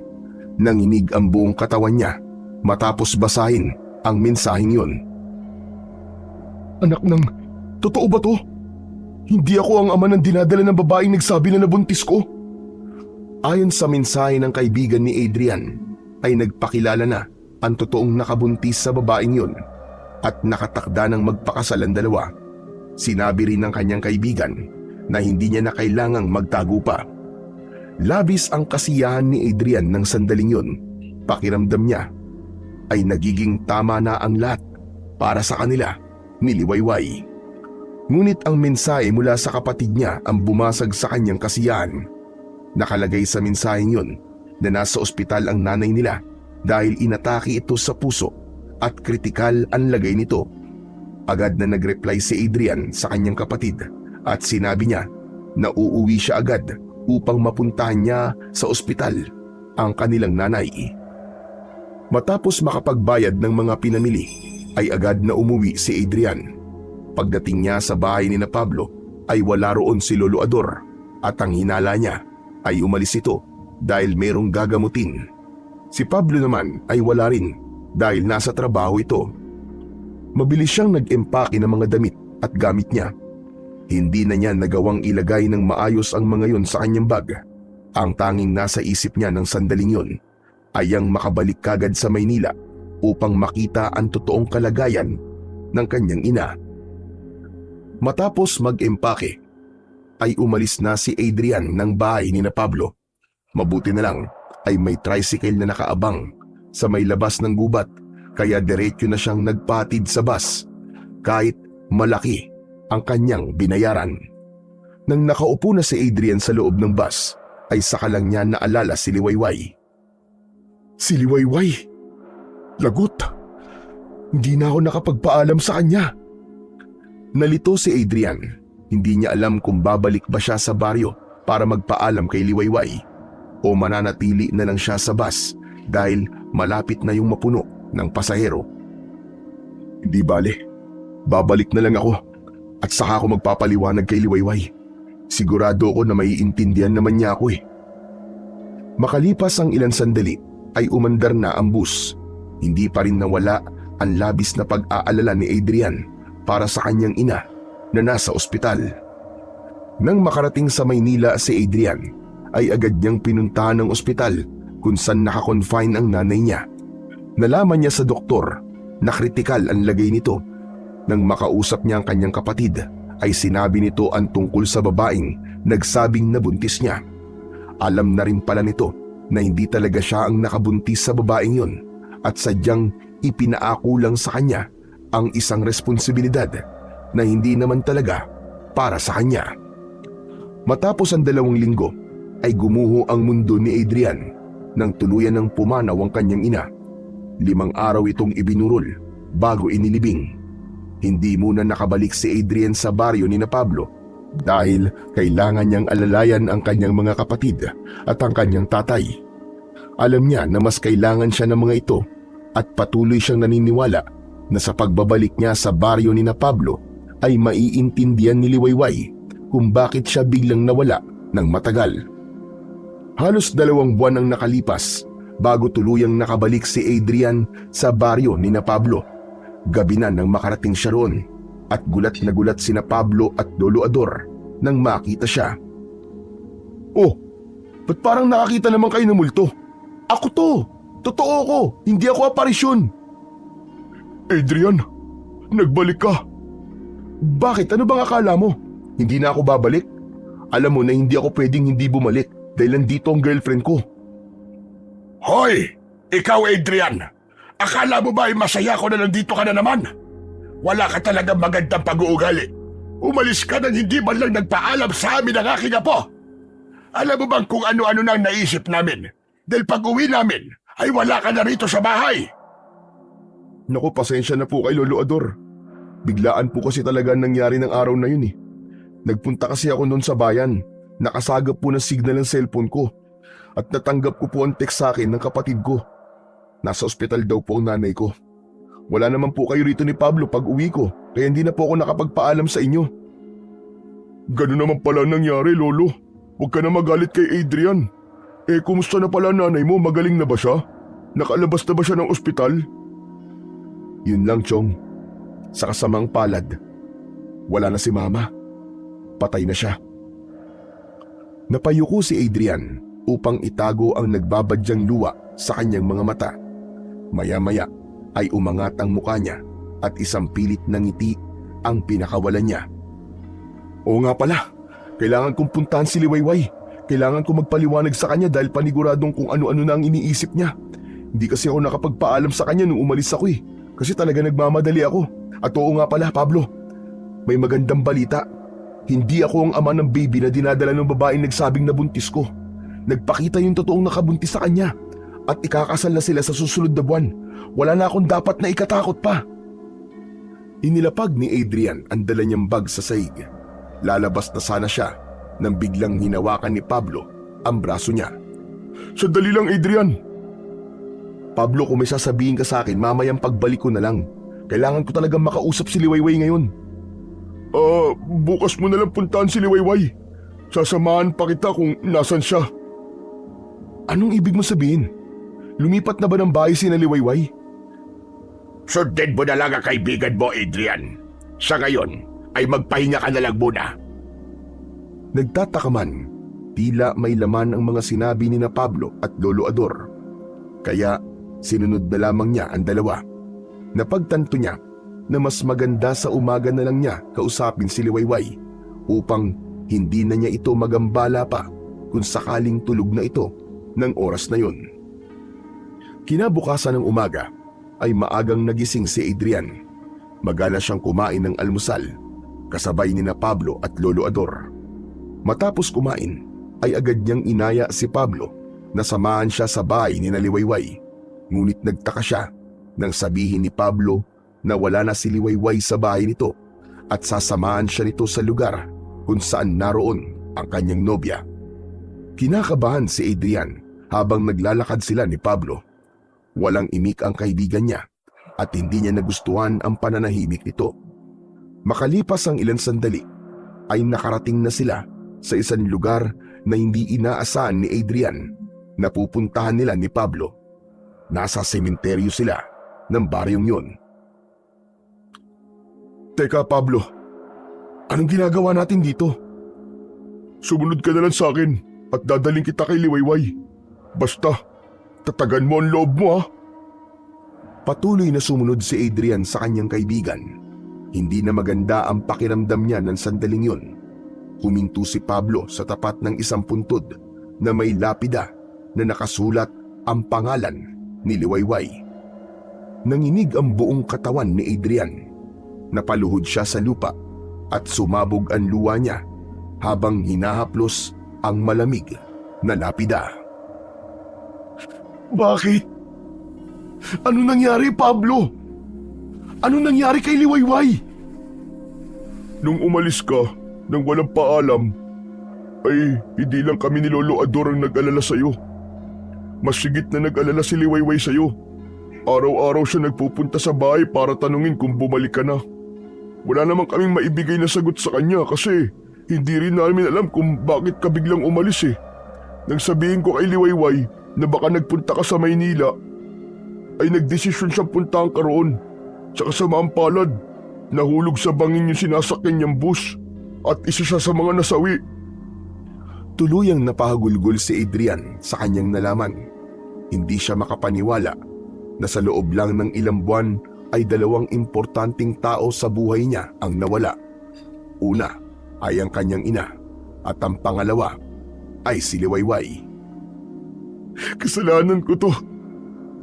Kung nagpaalam lang sana ako sa kanya ng maayos, ay hindi niya maiisipang magpunta sa Maynila. Hindi sana siya na aksidente. Kasalanan ko to! Kasalanan ko to! Wala kang kasalanan sa nangyari, Adrian. Hindi natin kontrol ang mga mangyayari. Patuloy na umiyak si Adrian sa harapan ng puntod ni Liwayway. Napakarami niyang plano para sa kanilang dalawa na hindi na magkakaroon ng katuparan. Labis siyang nalungkot sapagkat kung kailan nahanap na niya ang babaeng seseryosohin niya, ay nawala naman ito kagad sa kanya. Namumugto ang mga mata ni Adrian nang bumalik sila sa bahay ni na Pablo mula sa sementeryo. Hanggang sa sandaling yun ay hindi pa rin siya makapaniwala na wala na si Liwayway. Wala sa sarili na umupo siya sa mahabang upuan sa sala. Inabutan siya ng isang basong tubig ni Pablo pero hindi niya yun tinanggap. Tahimik lang na nakatingin si Lolo Ador sa kanya. Si Mang Lauro, kailangan ko siya makausap. Kailangan kong humingi ng tawad sa kanya. Mas makakabuti kung wag mo nang gawin ang sinabi mong yan. Pero bakit po, Lolo?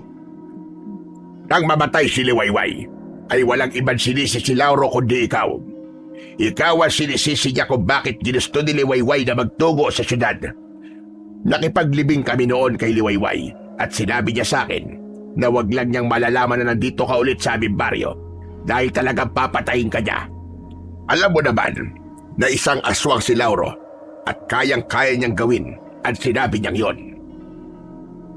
Biglang naalala ni Adrian ang sinabi noon ni Mang Lauro sa kanya na kapag sinaktan niya si Liwayway ay papatayin siya nito kahit hindi ito pumapatay ng tao.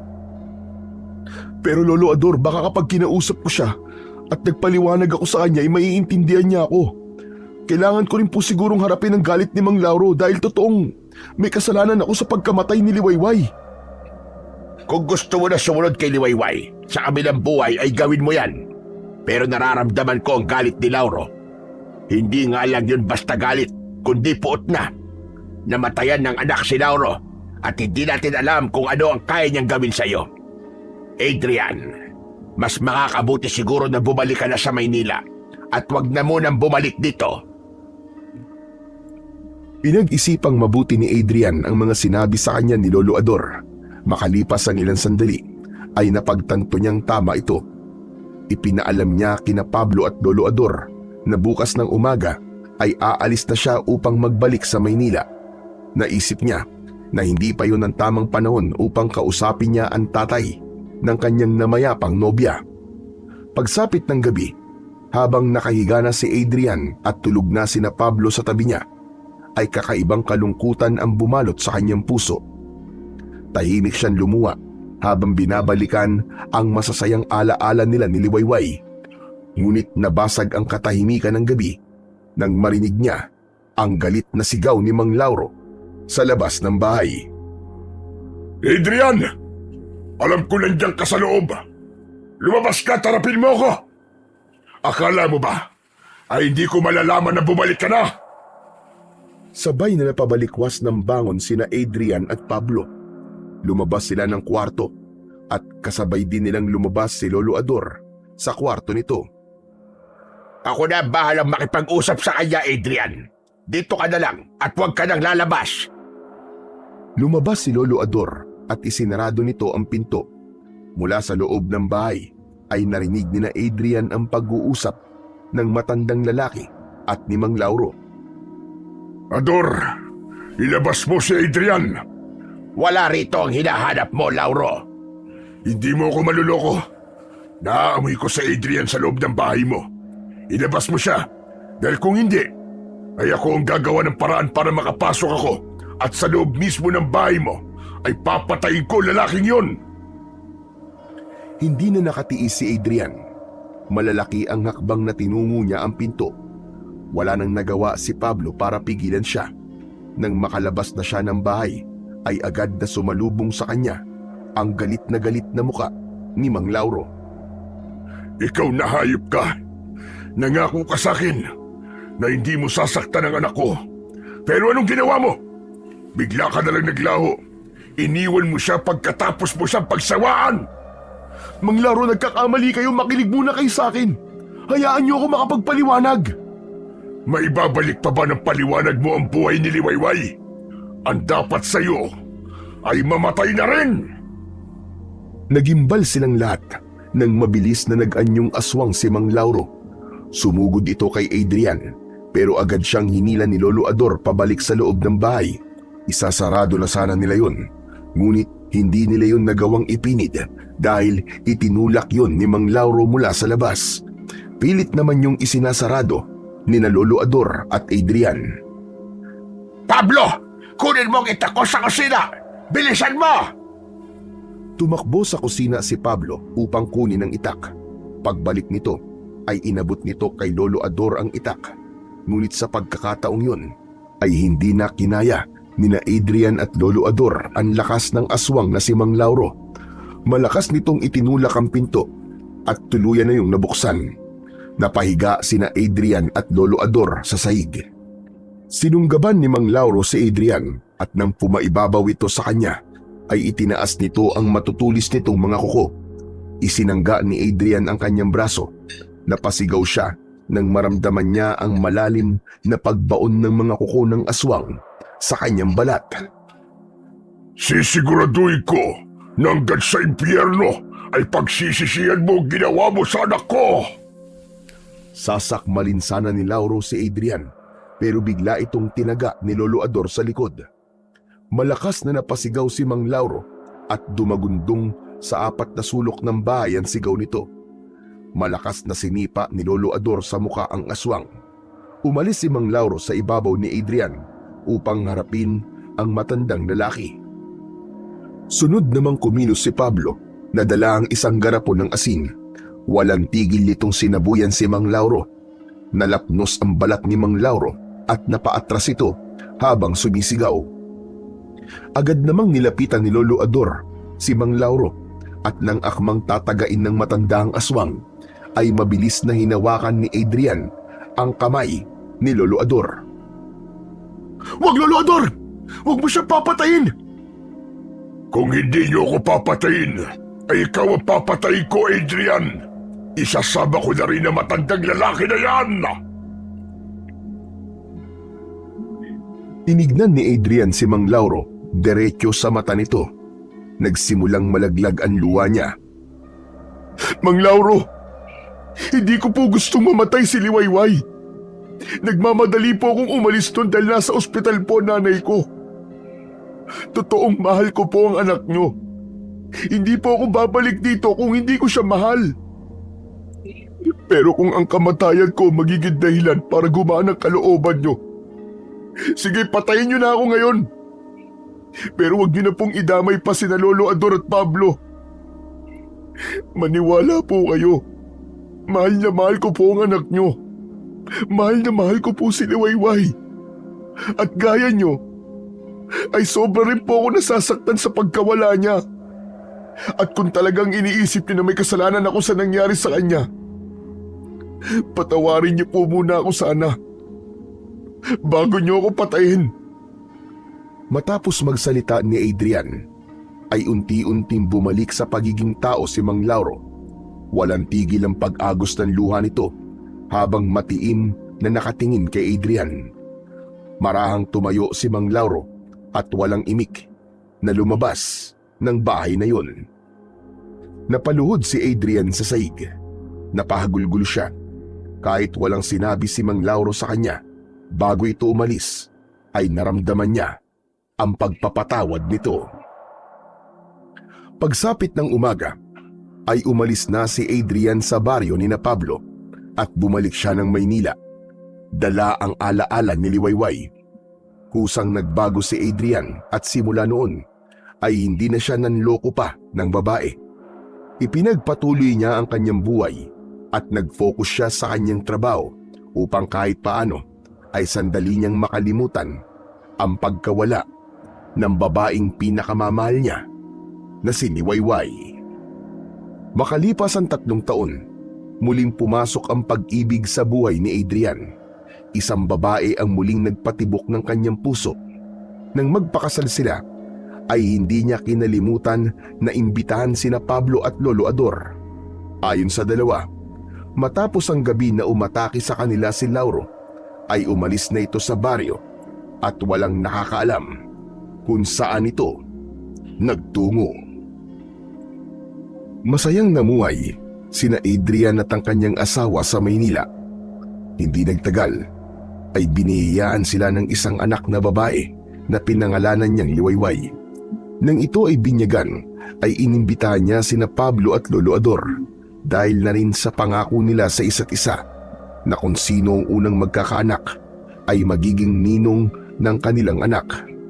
Ikinuwento niya rin sa kanyang asawa ang tungkol sa babaeng inibig niya sa baryo na anak ng isang aswang. Naintindihan naman ito ng asawa niya. Lalong humanga ang asawa niya sa kanya dahil sa pagiging totoo nito. Naging maayos ang kanilang pagsasama kasama ang kanilang anak at nabuhay sila na puno ng pagmamahalan at pangunawa sa isa't isa. Nagtutulungan upang abutin ang mga pangarap nila sa buhay para sa kinabukasan ng kanilang mga magiging anak.